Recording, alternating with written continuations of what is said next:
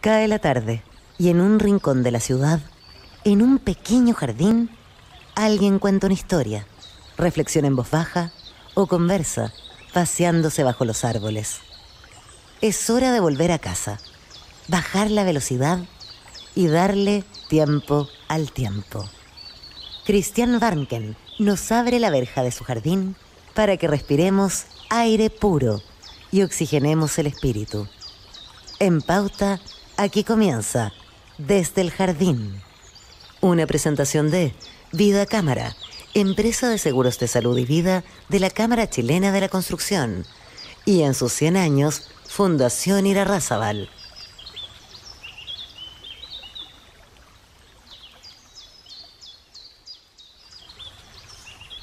Lo esencial de toda exploración será volver al propio jardín y ver las cosas por primera vez. Cristóbal Colón navegaba en medio de la mar Océana y de pronto, en algún momento, un 9 de octubre, una premonición de la tierra cercana lo hace escribir: toda la noche oyeron pasar pájaros. 3 días después aparece la primera isla. Cinto Vitier, en este libro que tengo en mis manos, Lo cubano en la poesía, afirma: la realidad del sueño, la lejanía y lo inmediato celebran sus primeras nupcias para nosotros cuando brillan nuestras costas en los ojos del almirante. Cuba se vuelve entonces por primera vez geografía, naturaleza, futuro. Entra en la primera mirada europea, en la esperanza occidental, en la catolicidad del mundo. Suena en la lengua española. Y la primera imagen que tenemos de ella es la que nos da Colón en su diario. Por la suavidad del clima, la dulzura de las playas, la opulencia de los bosques, el canto de las habas, Cuba aparece ante los ojos del descubridor como paraíso natural. Sus habitantes como criaturas mansas, suaves, risueñas, sin ningún fanatismo religioso. Por primera vez aparecía la isla prodigiosa en la mirada del europeo occidental. Y hoy día, esa isla de naturaleza maravillosa y de gente maravillosa también vuelve a aparecer en nuestra mirada. En estos mismos momentos, probablemente, en que estoy aquí en mi jardín escuchando estos otros pájaros, los pájaros, los zorzales, los chincoles que hay cerca de mi jardín, en este mismo momento digo, probablemente muchos cubanos, silenciosa y anónimamente, han intentado y están intentando hacer escuchar su voz de libertad. Muchos llevan una rosa blanca y van vestidos de blanco. Es difícil, extremadamente difícil, por supuesto, manifestarse en el contexto de un régimen totalitario. Sin embargo, cuando la libertad comienza a germinar adentro del espíritu de las personas, es muy difícil que esa libertad sea parada. Podrá demorarse meses, años, pero esa libertad va a emerger, va a implosionar, va a estallar en cualquier momento.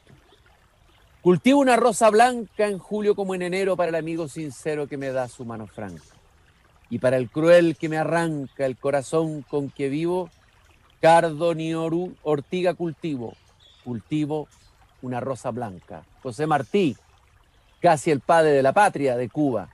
Y nos acompaña hoy día en este programa que quiero dedicar al pueblo de Cuba que anhela libertad. Nos acompaña nuestro querido amigo, escritor y músico Carlos Lloró. Él es profesor en la Universidad Católica de Temuco. Ha publicado una variada e interesantísima obra literaria a estas alturas casi de culto. Hemos hablado de él otras veces: Cool Boom, Cine Cinerium, El lugar donde nadie aplaude, el libro Conversaciones con Sergio Meyer, publicado por la editorial de la Universidad del Paraíso, que alguna vez presentamos, Absolum, etc. Carlos, un gusto de tenerte aquí como el 14 de julio del 2011, cuando se aparecían en el horizonte los primeros sonidos de la libertad en La Habana y en otras ciudades cubanas. Gracias por acompañarnos esta tarde. Carlos, veo que tienes tu rosa blanca detrás tuyo. Sí, un placer, Cristian, como siempre, conversar contigo en este espacio del jardín, con estos sonidos maravillosos que vienen de un lugar sin tiempo. Y por supuesto, esta rosa blanca apareció de pronto aquí como un símbolo justamente de ese sentimiento puro de lo cubano que encarnó en José Martí, ¿no? Es el cubano más universal y el cubano más misterioso, el que encarna realmente la cubanidad en toda su pureza y en todas sus dimensiones. Entonces, José Martí, está muy bien que hayas comenzado leyendo ese poema de los versos sencillos, de los que no son tan sencillos, ¿no? Te iba a preguntar dos cosas a partir de lo que me estás diciendo. ¿Cuáles son algunos de los rasgos de esa cubanidad que encarnan, digamos, en toda plenitud en José Martí? Primeramente, hay que entender, bueno, tú comenzaste citando a Cristóbal Colón, ¿no? Los ojos del europeo, esa mirada hechizada, ¿no? Encontrarse con lo desconocido absoluto, ¿no? Entrar en ese trópico que es el paraíso de algún modo, porque es una tierra absolutamente fértil, donde todas las abundancias están dadas, ¿no? Están presentadas. El ser humano solo tiene que estirar la mano, ¿no? Y hacerse dueño de esa abundancia. Y después José Martí es un intelectual, es un luchador, también es un activista, ¿no? A mí me recuerda siempre mucho José Martí la figura de Giordano Bruno, porque Giordano Bruno era un hombre de acción, pero también un intelectual, alguien que buscaba que su palabra y su acción y su modo de actuar armonizaran, ¿no? Fueran en la misma dirección. En ese sentido, también Martí es un hombre ejemplar. Y la cubanidad se compone, a mi juicio, de un sentimiento cívico profundo, un sentimiento de hermandad profundo, mezclado con un ansia de una patria inexistente, de una patria que se perdió, ¿no? Porque una cosa es la Cuba presente, la Cuba material, la Cuba de las frutas, del trópico, de las playas, y otra es ese sueño de una patria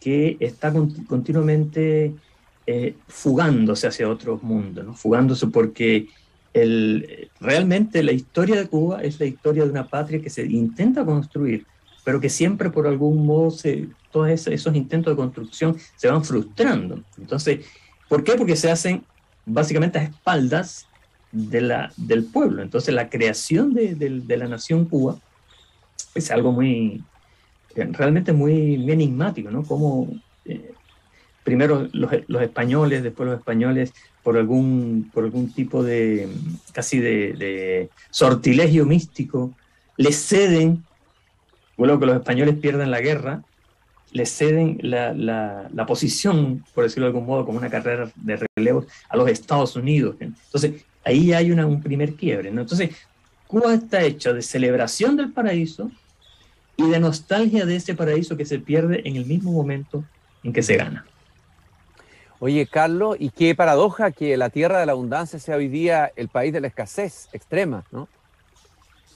Sí, sí. Yo recuerdo en algún momento cuando yo me preparé para un concierto en Cuba donde interpreté una obra de una compositora. La obra era para percusión y guitarra, que es algo bastante extraño porque la guitarra no combina mucho con los instrumentos de percusión, ¿no? Entonces, guitarra clásica y batería. Entonces, el papá de esta amiga compositora, Keila Orozco, que era Danilo Orozco, que es un gran musicólogo cubano, una personalidad eximia de la musicología, él me dijo, esto es muy curioso, porque en esta obra, dice él, se da lo que yo siempre he llamado la incongruencia de lo cubano, uno de los rasgos capitales de lo cubano, la incongruencia, el mezclar lo que no se puede mezclar, ¿no?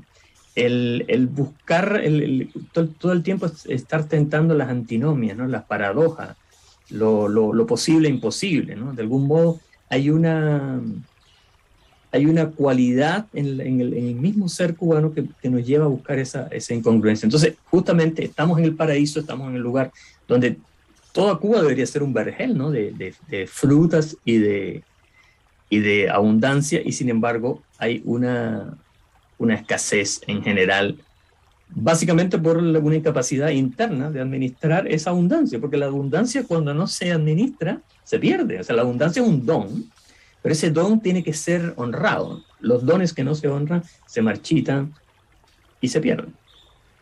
Carlos, hablaste de lo misterioso de Martí, me interesó. O sea, Martí pareciera, es un poeta de los grandes poetas del modernismo, un prosista extraordinario, su prosa es procelosa, abundante, riquísima. Gabriela Mistral admiraba mucho la prosa, y yo creo que mucho de la riqueza de la prosa y la exuberancia de la prosa de Gabriela Mistral viene probablemente de Martí, ¿eh? Yo estoy seguro que ahí hay un punto de encuentro.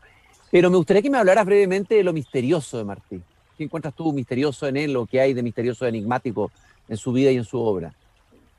Lo más enigmático de Martí, si uno lee, por ejemplo, los cuadernos de apuntes, uno se pasea por las obras completas de Martí, y uno de repente empieza a hablar de, por ejemplo, del sonido en Grecia, de las distintas concepciones del sonido en Grecia. Y uno dice, este hombre no solo era poeta, no solo era activista, no solo era un luchador por la independencia de Cuba, sino que además era un dramaturgo, y además era un corresponsal. Las cartas de Martí son verdaderas joyas, ¿no? Epistolares. Y además era un educador, una persona que le interesaba, por sobre todo, que los seres humanos encontraran su lugar, su dignidad en el mundo, ¿no? Entonces él, en un libro increíble que yo creo que es único en lengua española, que es La Edad de Oro.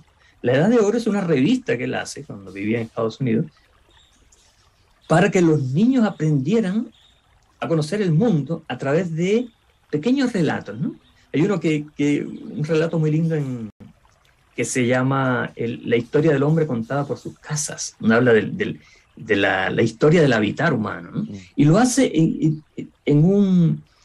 logra darle a esos relatos una cualidad tal que lo puede leer un erudito y lo puede leer un niño de 10 años y lo entiende de igual manera y lo absorbe. Es decir, esa es la magia de Martí, que logró utilizar o logró darle al idioma y darle al pensamiento una dignidad universal, ¿no? Que estuviera. Por eso él dice en algún momento, dígase hombre, y se han dicho todas las razas, ¿no?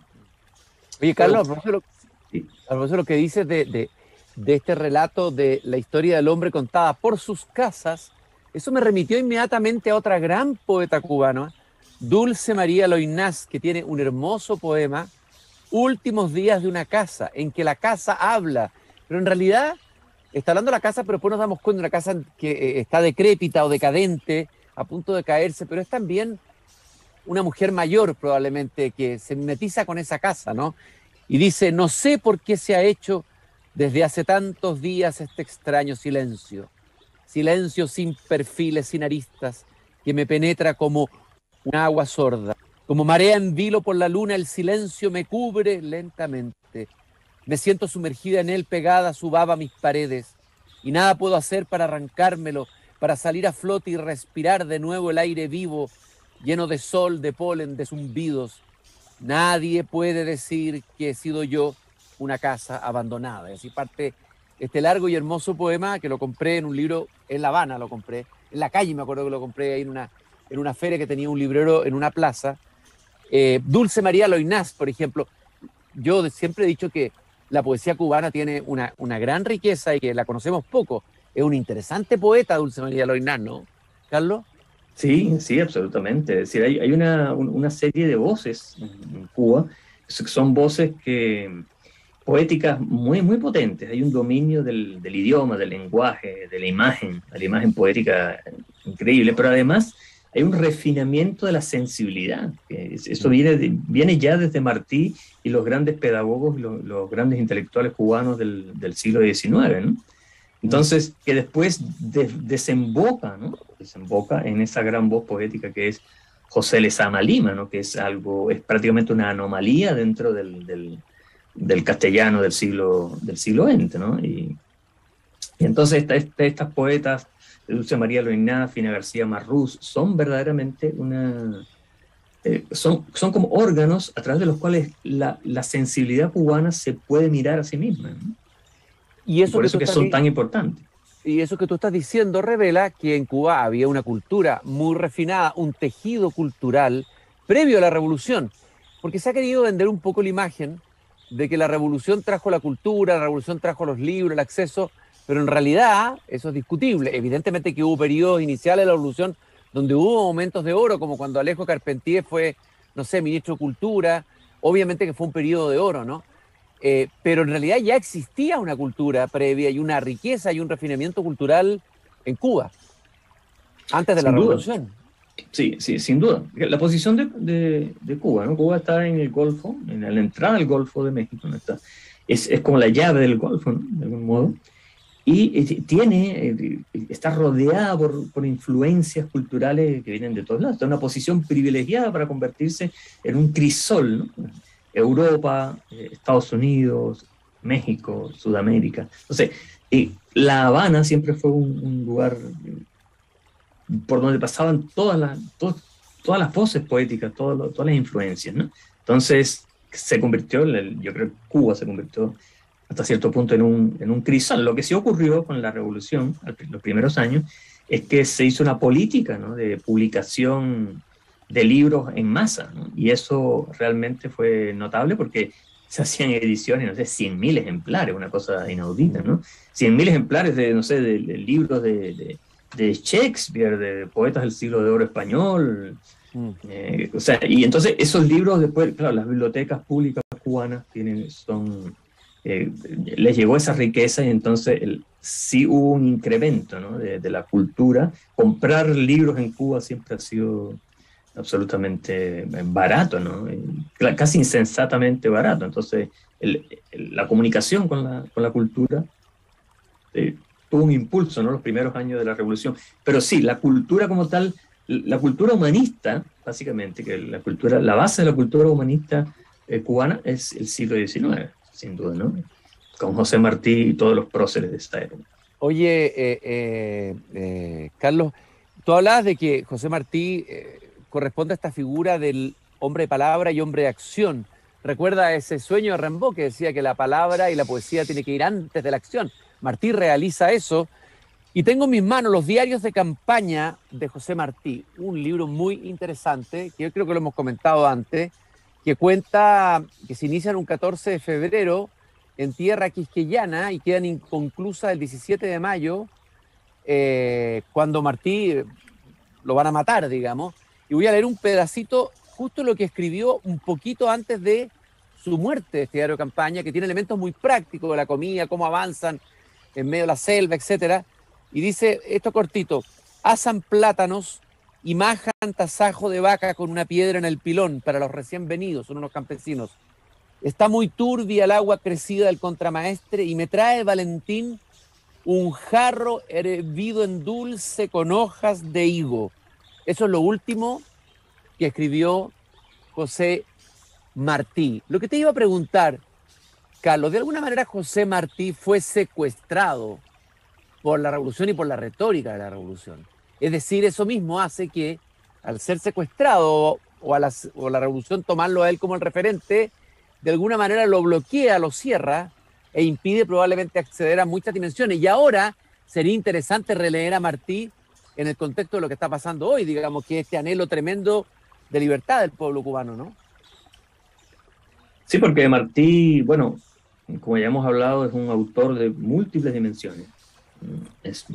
Y justamente lo que se hace en la Cuba revolucionaria a nivel general es recortar algunas de esas dimensiones y dejar al Martí de algunas frases, ¿no? Que se van repitiendo en las escuelas. Los bustos, ¿no? El busto de Martí está en todos los colegios cubanos, ¿no? Nosotros nos encontramos con este personaje hierático, así a la entrada de nuestras escuelas, y después las frases, ¿no? que que se repetían todo el tiempo como si fueran líneas de los evangelios, ¿no?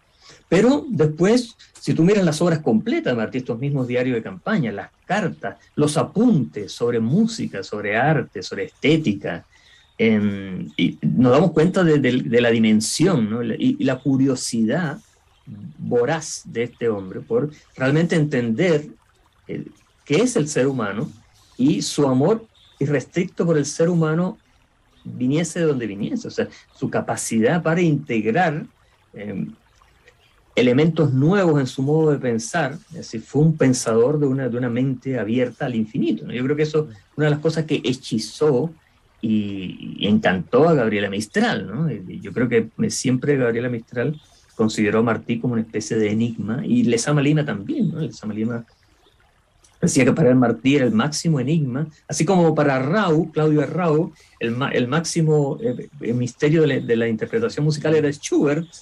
Decía que Schubert era lo más difícil para tocar porque era una música que casi no parecía que no era de este mundo. Lo mismo yo creo que le pasó a Gabriela Mistral con Martí. Entonces, Martí, una figura polifacética, polidimensional, es recortada poco a poco. Entonces, varios de las frases que están surgiendo ahora con esto que pasa en Cuba, con las marchas y las redes sociales, nos dieron a Martí, y ahora resulta que algunos estamos entendiendo quién es realmente Martí y cuál es su mensaje, ¿no? Porque estamos entendiendo al Martí integral, ¿no? A ese Martí polivalente, ¿no? A ese Martí de mente abierta y de corazón absolutamente puro, y también con un coraje para enfrentar la realidad a prueba de balas, ¿no? Y un hombre con una dulzura. Por eso él decía, por ejemplo, cuando hablaba de la crítica, ¿no? Decía, la crítica es un látigo, pero ese látigo debe llevar cascabeles en la punta. Ah, qué hermoso. Es decir, no es un látigo que golpee, que hiera, no, cascabeles, advertencia, ¿no? Advertencia, es como, fíjate que es una imagen maravillosa, ¿no? Totalmente. Fíjate que las nuevas generaciones podrían encontrarse con sorpresas. Por ejemplo, hay un texto escrito por Martí a los 18 años, durante su primera deportación a España, que hoy día sí que resuena, se llama El presidio político en Cuba, justo en el momento en que estamos conversando. Fuerzas de seguridad de Cuba han rodeado la casa de los opositores, los han de alguna manera bloqueado, han impedido su acceso a la calle. Hay una casa de uno de los opositores que la tapiaron entera, algo insólito, digamos, para impedir que esta libertad salga, pero va a salir igual por alguna ventana, por algún lugar. Mira lo que dice Martí en 1871, dolor infinito, porque el dolor del presidio es el más rudo, el más devastador de los dolores, el que mata la inteligencia y seca el alma y deja en ella huellas que no se borrarán jamás. Dante no estuvo en presidio.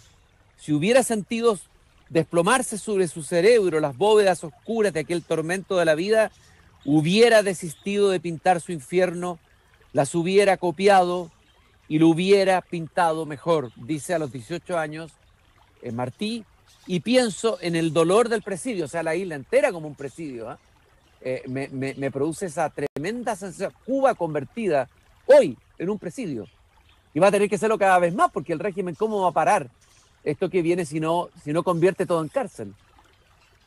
Sí, es cierto, Cristian, y ahí me gustaría hacer una observación. Cuando nosotros, porque hoy día, bueno, vivimos en un mundo absolutamente polarizado, donde los sentimientos están a flor de piel y las personas muchas veces expresamos lo que sentimos con rabia, con enojo y sin pensar mucho lo que decimos. Entonces, a mí a veces me han dicho, pero tú eres revolucionario o no eres revolucionario. Pero ¿cómo definir lo que es revolucionario? A ver, yo soy un hijo de la Revolución Cubana. Yo estudié en Cuba gracias a la Revolución Cubana. Yo no soy antirrevolucionario.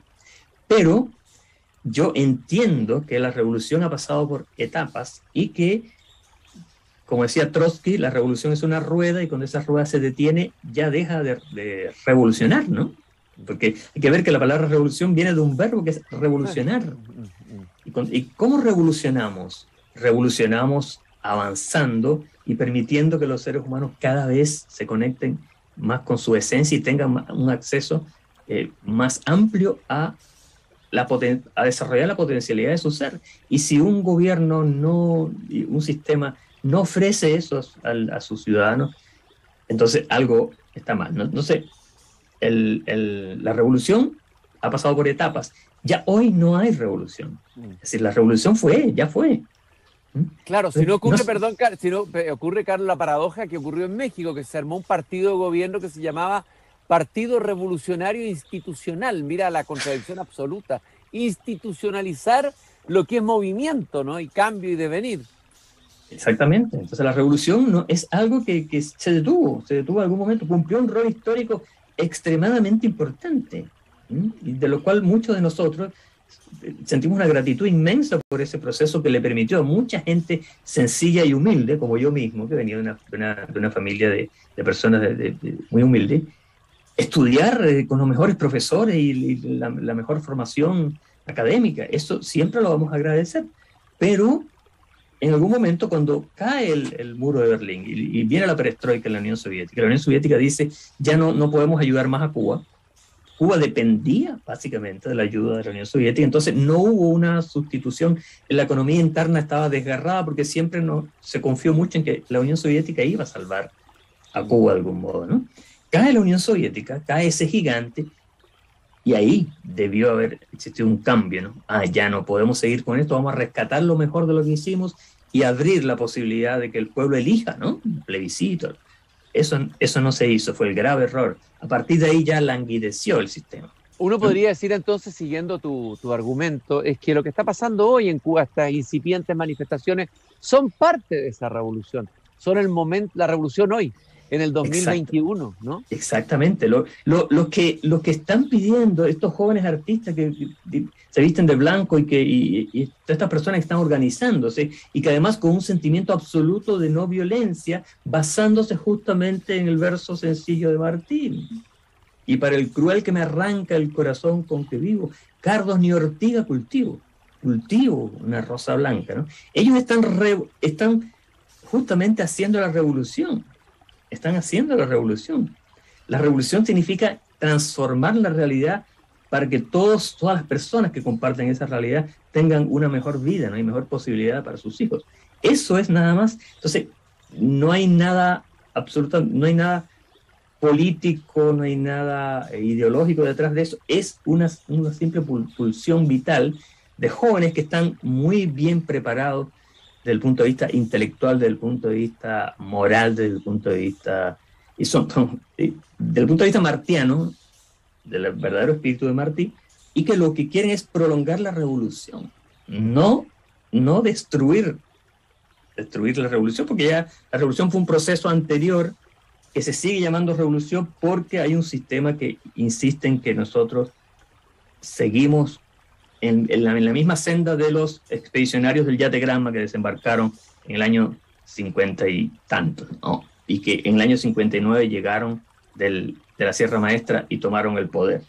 No, es decir, hoy día la revolución, siempre los revolucionarios han querido un cambio positivo para su pueblo. Entonces, cuando ya no se quiere eso y prima los intereses personales, entonces se detiene la rueda. Claro, se congela la revolución. Querido Carlos Lloró, narrador, profesor de música, actualmente es profesor de la Universidad Católica de Temuco, cubano, residente en la Araucanía. Vamos a cerrar el programa, vamos a escuchar en mi tocadisco ochentero del Jardín y en homenaje a todos los que hoy en este mismo momento en La Habana y en tantas otras ciudades de Cuba, entre ellas tu ciudad, ¿cómo se llama tu ciudad? Camagüey. En Camagüey, todos los que están en este momento sacando una rosa blanca de Martí por sus ventanas y mostrándosela a los otros, incluso aquellos que vienen a reprimirlo. Vamos a escuchar un tema muy precioso que tú mismo nos propusiste, la pieza Adiós a Cuba, en esa preciosa película inolvidable Fresa y Chocolate. Brevemente, dinos una señal antes, porque estamos con el tiempo justo, de esta pieza musical. Ignacio Cervantes, contemporáneo de José Martí. Un gran músico que tenía un sentimiento nacionalista, de esa Cuba que estaba surgiendo ahí, que debía definirse por ¿somos cubanos, somos criollos o somos españoles en el exilio? No, queremos ser de acá, queremos ser cubanos. Entonces, Ignacio Cervantes también sufrió el exilio, el duro exilio, y hay una parte muy hermosa de la película Fresa y Chocolate cuando suena Adiós a Cuba, ¿no? Y el personaje explica, esto lo escribió, lo concibió Ignacio Cervantes cuando abandonaba su país, ¿no? Es una pieza maravillosa, una pieza preciosa por su sencillez también. Ahí va, ahí viene, ya estamos en La Habana, estamos en Camagüey. Adiós a Cuba, hola Cuba, siempre, hasta siempre. Gracias, Carlos, por habernos acompañado en esta caminata por este jardín. Un placer, querido Cristiano. Queridísimo.